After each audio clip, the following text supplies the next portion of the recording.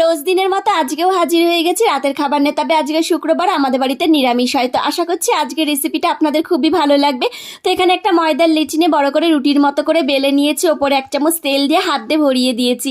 এখানে ধনেপাতা কুচি আর লাল লঙ্কার গুঁড়ো দিয়েছি, আর ওপর থেকে দেখুন আমি অনেকটা পরিমাণে পনির গ্রেট করে দিচ্ছি, আর একটুখানি আদাও গ্রেট করে দিয়েছি। এবার একটুখানি চাট মশলা আর এখানে একটু গরম মশলা দিয়েছি। এবার এক সাইডটা কেটে দিয়ে এটা আমি 3টে ফোল্ড করে নিচ্ছি। আর আদাটা দেওয়ার একটাই কারণ, যেহেতু নিরামিষ খাবার আর আদার কুচি মুখে পড়লে অনেকই ভালো লাগে খেতে। তারপরে এটা ওপর থেকে ময়দা দিয়ে হাত দিয়ে একটু চেপে তারপরে বেলনি দিয়ে এটা আমি খুব ভালো করে বেলে নিলাম। আর দেখুন চিকন শেপ হয়ে গেছে। আর এদিকে ফ্রাইং প্যানে তেল দিয়ে পরোটাটা দিয়ে আমি ওপর থেকে একটু অয়েল ব্রাশ করে খুব ভালো করে চেপে চেপে এটা ভেজে তুলে নিয়েছি। আর গ্যাসের ফ্লেমটা কিন্তু একদমই লো ছিল।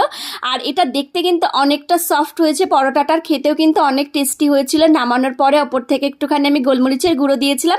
কেমন লাগলো রেসিপিটা আমাকে